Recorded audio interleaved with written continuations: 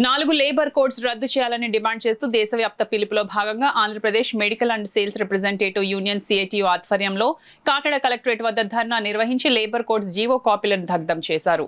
ఈ సందర్భంగా Andhra Pradesh medical and sales representative union Kakinada branch కార్యదర్శి దుర్గాప్రసాద్ మాట్లాడుతూ కేంద్ర రాష్ట్ర ప్రభుత్వాలు కార్మికులకు వ్యతిరేకంగా యాజమానులకు అనుకూలంగా 4 లేబర్ కోడ్స్ ను తీసుకురావడం చాలా దారుణమని, వెంటనే 4 లేబర్ కోడ్స్ ను రద్దు చేసి 44 కార్మిక చట్టాలను పటిష్టంగా అమలు చేయాలని డిమాండ్ చేశారు.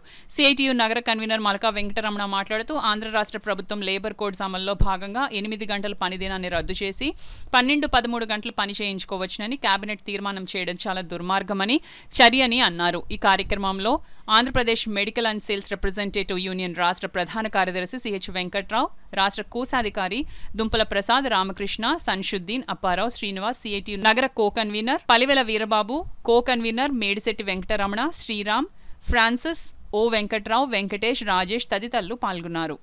పాటు పని గంటలు పెంచి ఓవర్ టైం అనే విషయం కూడా ఎక్కడా మాట్లాడకుండా కార్మికుల్ని బానిసలుగా తయారు చేసేలాగా 4 లేబర్ కోడ్లు తీసుకురావడం జరిగింది. దీనికి దేశవ్యాప్తంగా ఉన్న కార్మిక యూనియన్లు అలాగే స్వతంత్ర ఫెడరేషన్లు ఇప్పటికి అనేక సార్లు వ్యతిరేకించినాయి, సమ్మెల్లో వెళ్ళినాయి. అయినా కానీ గవర్నమెంట్కి చీమ కుట్టినట్టయినా లేదు.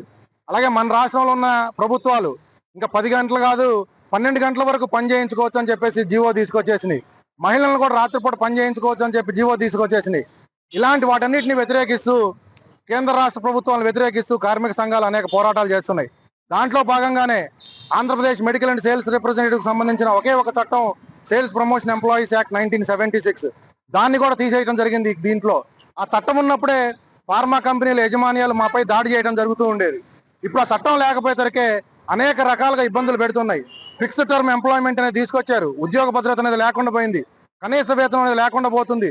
రేపటి రోజున పిఎఫ్, గ్రాట్యుటీ, ఈఎస్ఐ అనే ఫెసిలిటీస్ అనేవి కూడా లేకుండా పోతాయి.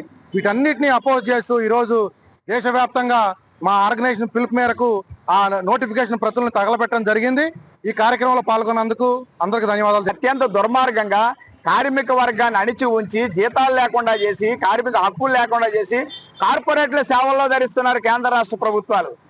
కార్మిక సంఘాల తరపు మేము విజ్ఞప్తి చేసేది ఏంటంటే, దేశమైన రాష్ట్రమైన అభివృద్ధి చెందాలంటే పటిష్టమైనటువంటి ఉద్యోగ భద్రత ఉండాలా. ఆ ఉద్యోగాలు చేసేది ప్రైవేటు కంపెనీలైనా ప్రైవేటు కార్మికులైనా గౌరవప్రదమైన జీతాలు ఉంటే వారి ద్వారా మార్కెట్లో సరుకులు కొనగలిగితే తద్వారా ఉత్పత్తి పెరిగి విదేశాల యొక్క ఎగుమతులతో నిమిత్తం లేకుండా భారతదేశం స్వతంత్రంగానే ఆర్థికంగా ఎదిగేదానికి అవకాశం ఉంది. కార్మిక హక్కులు కాపాడడం అంటే ఈ దేశంలో ఆర్థిక వ్యవస్థని కాపాడుకోవడం. ఈ విషయాలు వాళ్ళకి తెలియదా అంటే ఏకపక్షంగా కార్పొరేట్ల కొమ్ము కాస్తూ ముందుకు పోతున్నారు. కార్మిక వర్గం చూస్తూ ఊరుకోదు. భారత స్వాతంత్ర పోరాట చరిత్ర ఎన్నో గుణపాఠాలు ఇచ్చింది. తాజాగా నోయిడా కార్మికులు, గురుగావ్ కార్మికులు ఒక హెచ్చరిక దేశానికి జారీ చేస్తున్నారు. అటువంటి హెచ్చరికనైనా గమనించుకుని కేంద్ర రాష్ట్ర ప్రభుత్వాలు తీసుకొచ్చినటువంటి లేబర్ కోడ్లు రద్దు చేయాలా, ఇచ్చినటువంటి నోటిఫికేషన్ కూడా వెనక్కి తీసుకోవాలని ట్రేడ్ యూనియన్స్ తరఫున జరుగుతున్న ఈ పోరాటానికి సిఐటియు ముందు వరుసలో నిలబడుతుంది. కార్మిక వర్గం ఈ పోరాటాన్ని ముందుకు తీసుకెళ్లాలా.